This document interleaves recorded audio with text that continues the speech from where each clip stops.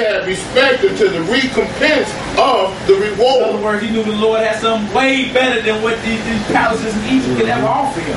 Right. And then he knew if he had to go through the affliction and suffer for that, then so be it.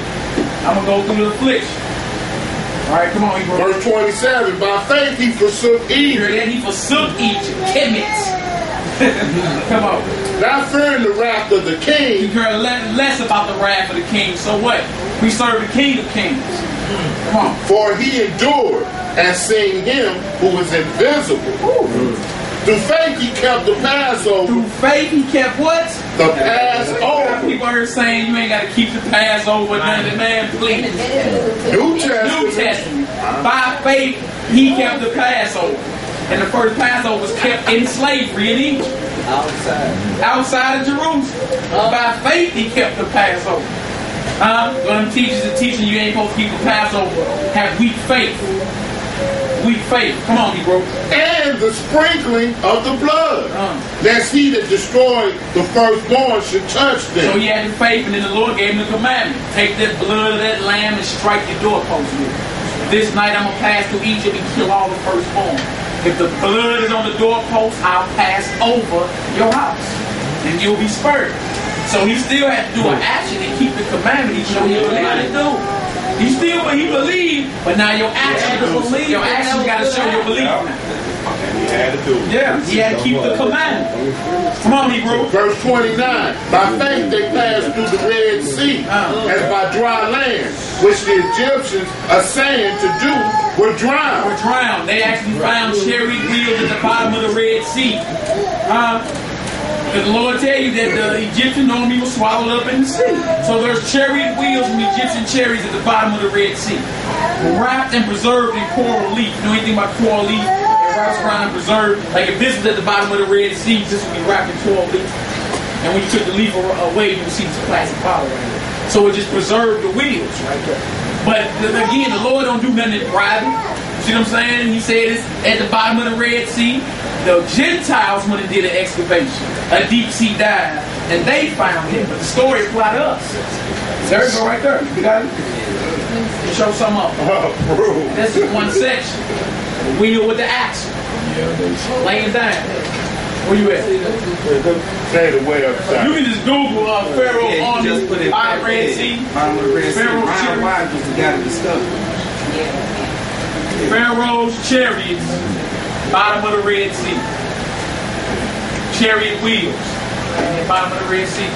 And that's a wheel laying on the side, and you can even see the axle right there. It's sticking up. That connects to the, you know, that connects to the whole thing. To the drive shaft. Whatever you call it.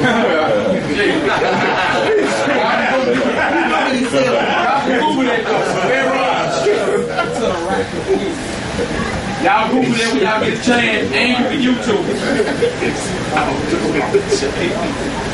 You can Google it and you can YouTube it. They actually show a video on it. It ain't just that little wheel. They find it's a jump yard. Jump yard.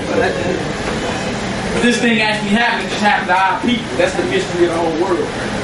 We the people God did all that for. And the nerve of us to turn our back on it. Right. Seeing the Red Sea split would have been enough for me. Man, you heard me. Nothing else to say. Boy, It would have been over. you're right. Which brings us to verse 30. By faith, the walls of Jericho fell down after they were compassed about 7 days. Why? They were commanded to walk around that wall 7 times. But in order for them to perform that, they had to believe. The Lord was going to take down Jericho. Faith is always followed by some action. All right, to prove where your level of faith is. Always. All right, come on. And here's that second witness, verse 31. By faith, the harlot Rahab perished not with them that believed not, when she had received the spies with peace. And what shall I say more? For the time would fail me to tell of Gideon and of Barak. Not of Obama. No. The Barak Not Obama. Barak in the book of Judges chapter 4. Barak is a Hebrew name. He's not a Hebrew, though. He's an African. He's a Hamite.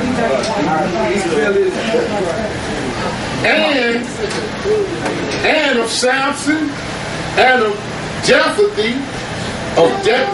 of David also, and Samuel, and of the prophets, who through faith subdued kingdoms, wrought righteousness, obtained promises, stopped the mouths of lions. He's going through the list of all the forefathers that had strong faith and the miracles that was involved with him. Like David slew Goliath for the stone. It was faith. Fully persuaded. Flat out. Verse 34. Quench the violence of the fire. Escape the edge of the sword. Out of weakness were made strong. Wax valiant in fight. Turn to flight the armies of the aliens. In order for them to do that, they couldn't have been wavering in faith when they going out there to bang with all these enemies. See what I'm saying? Enemies are outnumbered them, bigger than them and everything. Israel prayed that they God and the Lord come through for them. We look up and we chasing all these multitudes away. And if you want to read more about that, read 2 Kings in chapter 20. There's a plethora of the Most High's miracles. Where you at?